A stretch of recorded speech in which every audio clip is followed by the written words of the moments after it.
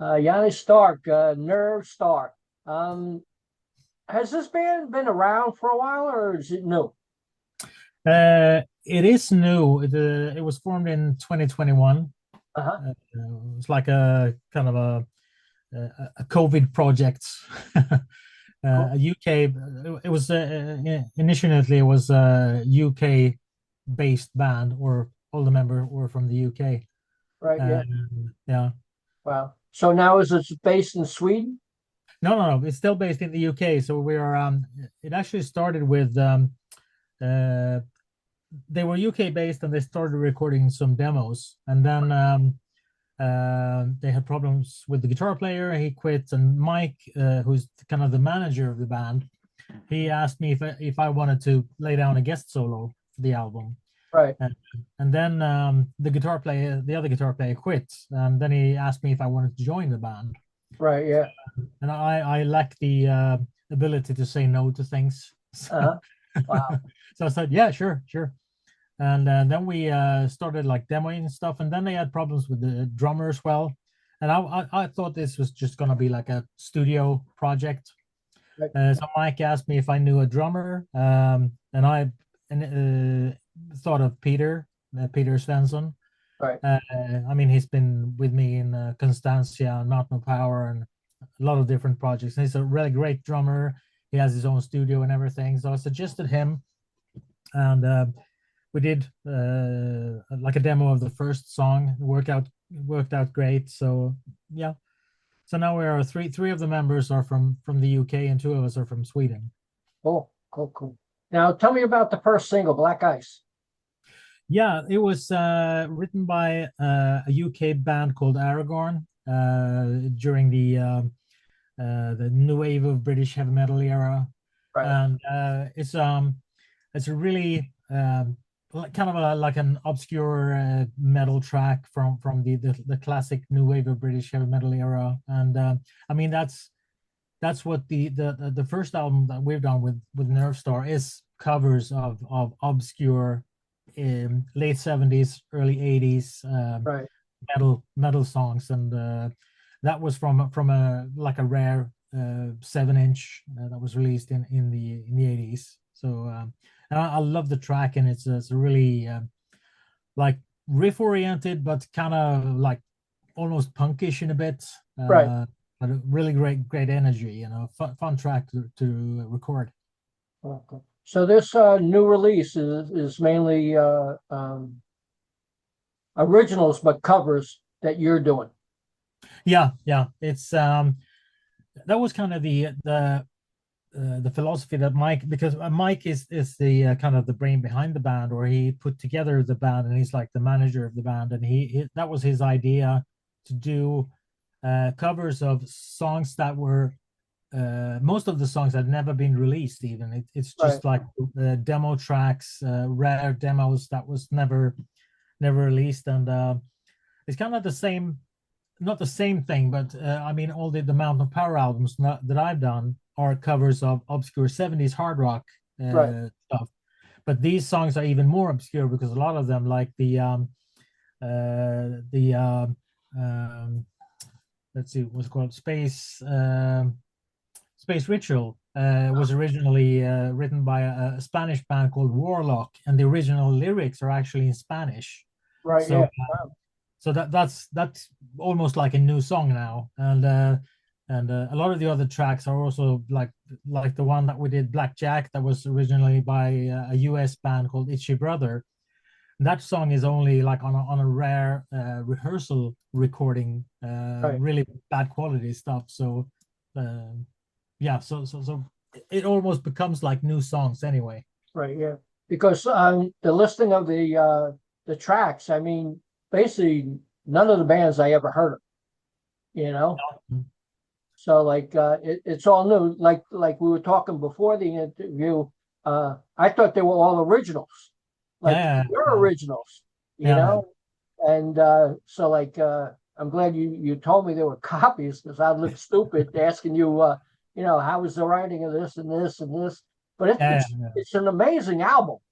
Oh, thank You you. know, it's definitely killer. It reminds me of like early Maiden when Deanna was in the band. you know, yeah, stuff like that, and Black Sabbath and early stuff like that. And that's the sense I got from listening to, the tracks on the album. yeah. But So, bands that I kind of when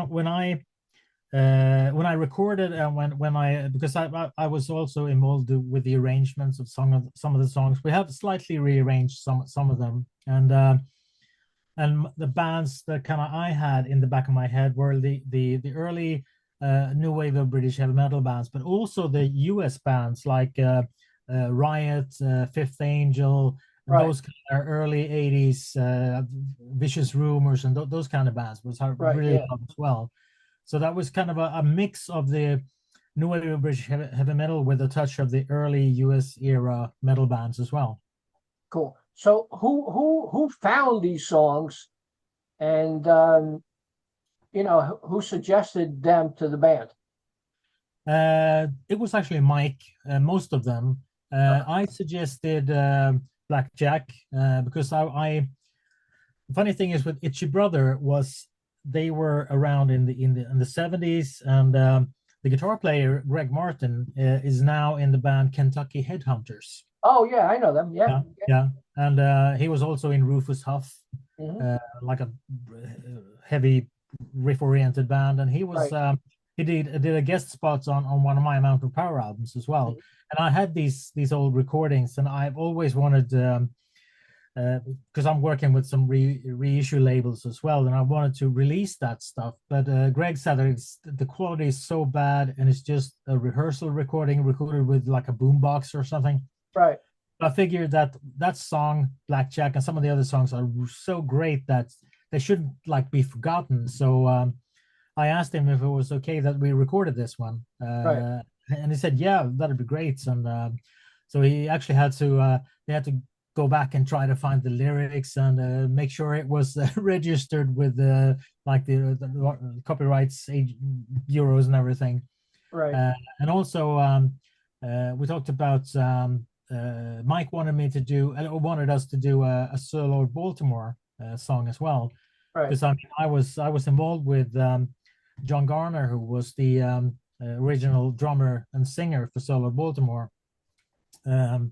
I did a cover of one of the Sir Lord Baltimore songs. I was going to do it for Mountain of Power, and then I contacted John Garner and asked him if it was okay that I recorded it, and he said, "Yeah, great. Oh, send me a demo and I can see what it sounds like." And I sent it to him, and he said, "Oh, do you need a drummer and a singer? Because I'd be happy to sing and play drums on it." And I was like, "Yeah." So then we recorded that one, and he said, "Oh, this was really fun, and will you come over to the States?" And I was actually planning to come over, so I went over to New Jersey. He lived on Staten Island, so I went over there and we talked and we jammed. And I mean, I had a lot of these old solo Baltimore songs in the back of my head, so we started Right. jamming in his basement, and it was like, man, we got to do something with this. So we uh, he I wouldn't say reunited, but kind of resurrected the solo Baltimore band, but as John Garner's solo Baltimore. Mhm. I went over a second time and we rehearsed with the bass player as well. And we were supposed to do some live shows in Sweden Rock Festival and all kind of festivals and stuff, but unfortunately couldn't make it work economically, so nothing really happened. But so when Mike suggested that we do a solo Baltimore song, I said, "Yeah, sure, I do it like in John's honor because he passed away a couple of years ago." So "Hard Rain Falling" is one of those songs, and I mean that one is from 1971. Right. Yeah. Still sounds like a more 80s metal Right. song as well. So yeah, so those two were my kind of the stuff that I wanted us to do, and then Mike has come up with the others, and he's also been in touch. I've done can't even imagine how he's even found some of those bands and the members, but he managed to find them and contacted them and made sure that it's all okay and that we can like record them, and all of the bands were like really happy that we found them and even knew about them. So Yeah. yeah, that's fun. Yeah. Yeah. I was going to ask, do you have to have the rights to record a cover, or really not a cover, but You don't have to have the rights to record it. Only if you change it, like rearrange it too much, then Right. you have to have and you need permission to publish the lyrics as well. Right. But if you just do a cover, the only thing you have to do is like register with the right society that are doing a cover of it, then you pay like a small fee.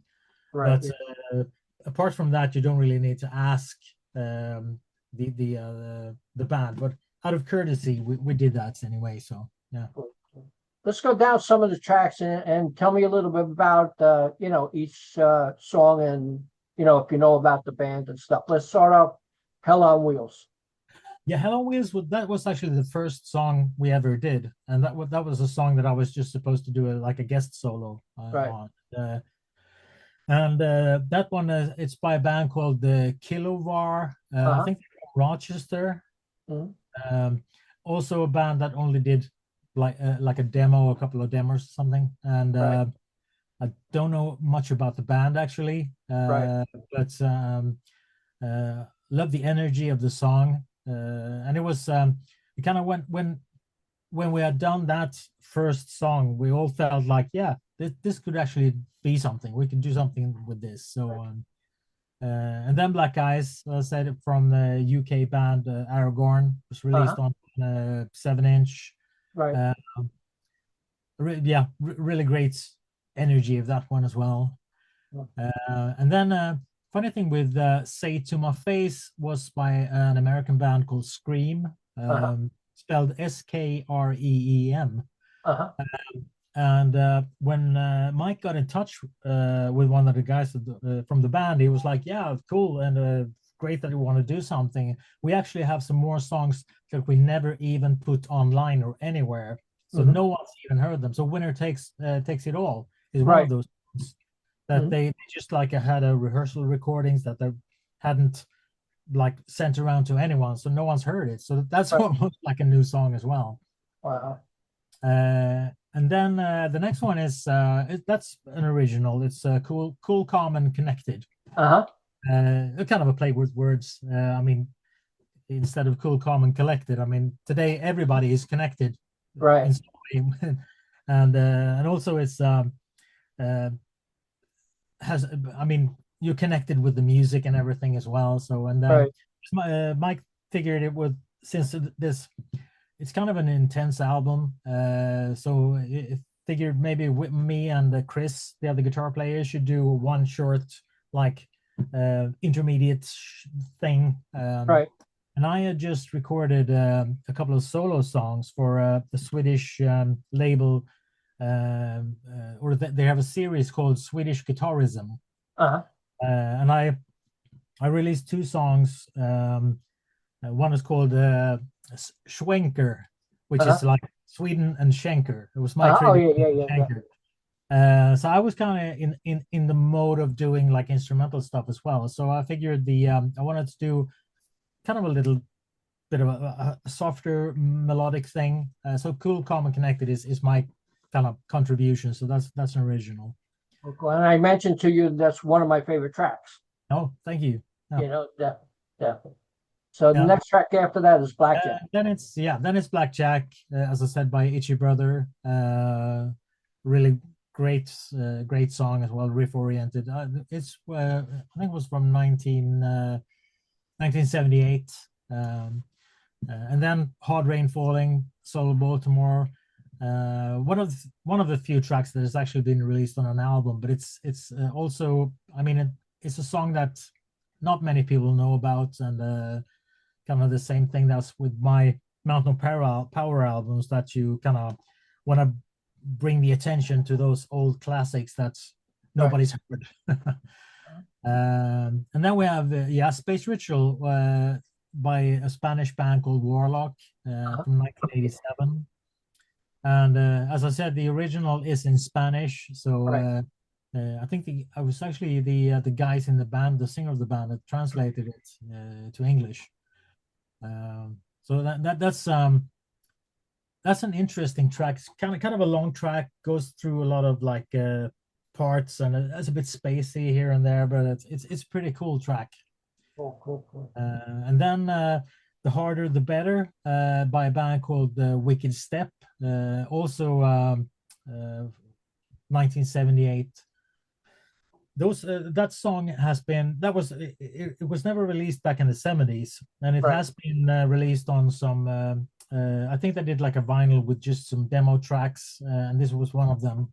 So it's was never properly released back then. Also, like a very rough rehearsal or like demo recording. Right. Also, a cool track, I think. Lone Orbit is Chris, the other guitar player, Chris Billinghurst. His contribution is it's more like a Eddie Van Halen tapping thing. That's kind of his thing. He's quite a lot younger than me. So Wow. since I'm older, I just do the slower stuff, and he can do the tapping. Yeah. Cool. Next track is Precious Rock, which I told you was one of my favorites. Yeah. That's one was by an American band called Action, spelled Axtion, from 1985. Yeah, that's a really great, energetic track. That band was also from the same like era as bands like Fifth Angel, Griffin, or Vicious Rumors, and love that stuff as well. So, and then Feel Like King was by a German band called Thunderbolt from 1987. Yeah, also I think I like the power of that one as well. Great chorus and not a typically like a new wave of British heavy metal song, but it fits really well in the same context, I think. Right. And then the last track, Richard III. Right. That was also the story behind that is I've recorded 2 albums with a project called Bandolier Kings, which is my tribute to Budgie, the Welsh band. Right. And the guitar player from Budgie, Tony Borsch, he also did a couple of guest solos on my albums. And Mike said that, well, Tony, after Budgie, he had a band called Tredegar. And he said one of their songs, Richard III, was one of his favorites. So he said, what do you think if we do that song? Do you think we could get Tony to do a guest solo? And I said, yeah, he's a really great guy, and it's just contact him and ask. And so Mike got in touch with him and asked him if he was interested in doing a guest solo on the album. Told me that I was in there as well and that we'd done stuff together before, and he said, yeah, sure, he did. So that's also it was released or recorded in 1986. Also kind of an obscure track. I really it reminds me in a way of like a mix of the stuff that Budgie did with the new wave of British heavy metal era, because the intro is kind of a softer acoustic thing, and it builds up, goes into like a real metal song. And we extended the solo section as well. So Tony does a whole part, and me and Chris does the other part together. And so it's like Mike loves guitar solos, so there's the guitar orgy on this album. Cool. Is there any possibility that people could track down the original songs and listen to both? Yeah, I think like the Tredegar stuff has been reissued, or it's on like a compilation CD with their demos and stuff. It's Your Brother. I don't know if it's actually out there. I think some of the stuff that the Kilovar and Warlock and Aragorn, some of those songs are on YouTube. So if you Google the song title and the band name, I think you can find some of the demo stuff on YouTube or online somewhere. Yeah, so you can check them out. Wow. Were there other songs that you wanted on this album? We did a couple of other ones. There was one song by an American band called called Axis, AXXIS. We demoed that. We demoed a couple of more songs, but One was a song that Mike suggested. I can't remember the title of it actually, but it became a bit too almost psychedelic, so it Uh, didn't really fit in with the other tracks. right. Yeah. And but we have actually started to record some new stuff for the next album already. Right. And one of the songs this time we'll actually do some more original stuff as well. So I've written a couple of songs. Joss, the bass player, has one song. Chris, the guitar player, also written a song that we started demoing now. And we will also do a budgie number for the next one. Mm. Cool. Um, Cool. Now this album's coming out on vinyl, but only has 8 tracks. yeah, Red vinyl. Why 8 tracks when the others got so much more? it's the time restraints. Uh-huh. So you can only fit in like 22 minutes per side. Right. Yeah. Uh, Space Ritual is almost like 10 minutes. That's a long one. You know. Yeah. Yeah. So instead of doing because doing it, I mean, you could do it as a double vinyl, but it's vinyl is kind of expensive. So we thought we do it as a single album, and then on the CD you have all the other tracks. Right. CD Yeah. and digital, you will have the remaining tracks as well. Are you working on anything else besides this? Me, yeah, I'm doing a lot of things. We're actually, I was in a metal band called Overdrive, Uh-huh. like an old. That's also was fun about Nerve Star is that Overdrive was kind of in the same vein as Nerve Star, but we Overdrive was formed in 1980 and we split up, and in 2022 we did our like farewell shows, and then Nerve Star came in after this, so it's like yeah, I can continue to play metal. Mhm. And so but we're doing a DVD and a live album that we recorded on the farewell shows in Sweden Rock and in Japan, and we found some old footage from 1983 when we did some shows with Pretty Maids in Denmark. So we're doing a live DVD. Uh, and I'm also we're writing new material with Constantia, Uh-huh. and because we're I mean we've released 4 albums and we've never played live, Right. and it was initially supposed to be like a studio project, but then they wanted us to play live shows now, so we figured okay, so we and on the last album we did, Forevermore, I play all the guitars and bass, which is kind of hard to do live. So we got another guitar player and a bass player as well, and we started rehearsing and found out that it was really fun. Right. So we're writing and recording some new songs that will be released before we do our live shows in July at the Malmo Melodic Festival. Mhm. And then in March, we're releasing an album with another project called Eternal Wheel, Mhm. which is like 70s oriented, riff oriented, bluesy, hard rock. And it's me, Danish drummer and bass player, and a French singer, Steph Hond, who is a great, like, reminds me quite a lot of David Coverdale in his vocals. And that album will be released by Music Records in Brazil in March. Right. And I'm doing some other. I just did a guest solo for a Swedish band called Blue Mountain that was just released, and um, yeah, some other studio projects and stuff as well. So Cool. yeah, Cool. Now this Nerve Star album, White Hot, it's called, comes out February 27th. yeah. Uh, And are Hyper you Records. doing it independently or is there a label? It's a label, Hyper Records, a British label. Yeah. Cool. Cool. And how'd you get signed to them? It was actually Mike who set everything up. So he was the one who contacted the labels and everything, and he's been doing all the promotion and all of that. Cool. So what do you do in your spare time? What is spare time? Yeah.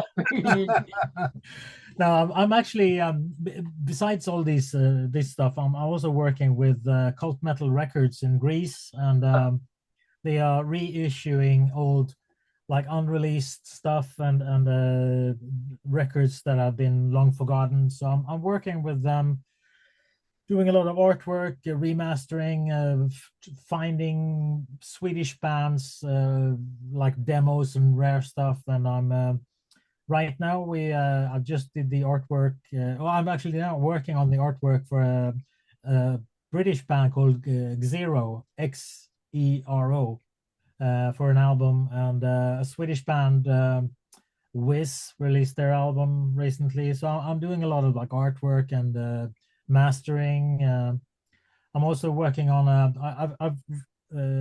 I've released 3 encyclopedias of Swedish hard rock and heavy metal, and for the past couple of years I've been working on another book, which is the history of Swedish hard rock, which is more like from a historic perspective, how it all started in the late 60s, how it became like hard rock and heavy rock. And I've done a lot of interviews with the early Swedish hard rock bands, where they got their influence from, how they were received by the press and by the audience, where they rehearsed, and try to kind of find out why Swedish bands sound the way they do and where we get our inspiration and that kind of thing. So it's more like a history book, so to speak. Right. So Yeah. my plan is to get that one ready during this year, but I've said that the last couple of years, so we'll see. Hopefully, Cool. and I'm working full time as well. Right. Wow. Yeah, I know gotta- Sweden's probably, for me, is my favorite music. Everything that comes out of Sweden, you guys got the harmonies down, the choruses down. Like almost every band I hear, like phenomenal harmonies all the time. You know, I mean, US is kind of lacking, generic stuff and cover bands, and every once in a while we do get a good band, but like Sweden, almost even like if I go to thrash from Sweden, still got the same harmonies and amazing vocals all the time. uh, You know, with this uh, new album, did you ever think about doing maybe a newer tune, a cover? no. No. Okay. Yeah. No, we were not really, because I mean the era that we, or both the style and the era that we wanted to kind of embrace was the late 70s, early 80s. Right. Uh, we figured that if we were gonna do a newer song, we might as well do our own. Right. Yeah. Uh, so that was actually, and I mean, since the uh, what we wanted to do was to find obscure stuff, and it's easier to find like unreleased obscure Right. 80s, late Mhm. 70s stuff. So that, yeah, that was the kind of the plan from the start. So if it was gonna be new stuff, it'll be our own stuff. Cool. Cool. Cool. Yeah, yeah. No, And by the way, I'm also I just forgot. Speaking of covers, I do play in a cover band as well, a Thin Lizzy tribute band, uh, wow. the Falling Hazard, and we do a lot of gigs in Sweden, Ireland, Denmark.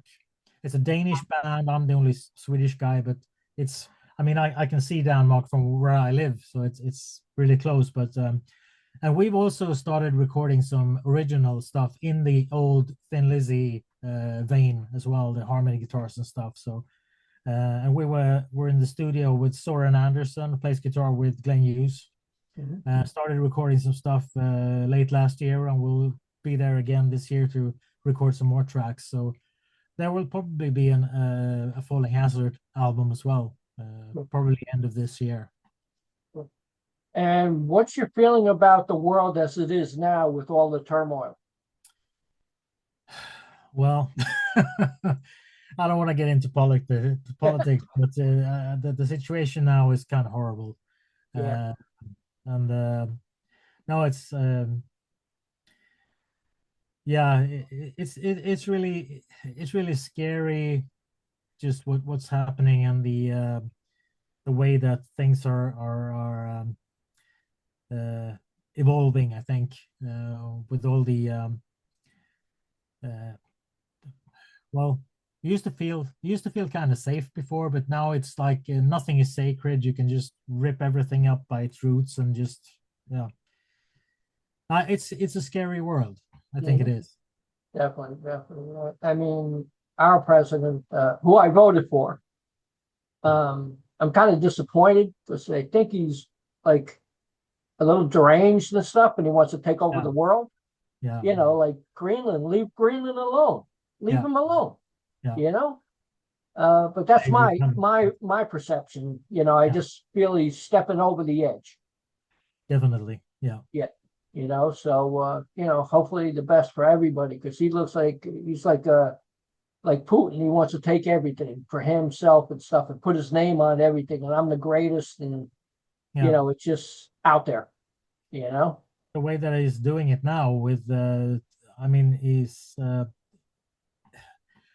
if he starts to like attack Greenland, then I mean, Putin will be overjoyed yeah, because that'll be the end of NATO, and that's be he can just sit exactly, there. Yeah, yeah, exactly. yeah, It's at least we got music to keep us alive. yeah, yeah, You know, that's one thing because people get happy when they hear music, so that's a yeah, big outlet. yeah. You It know, is.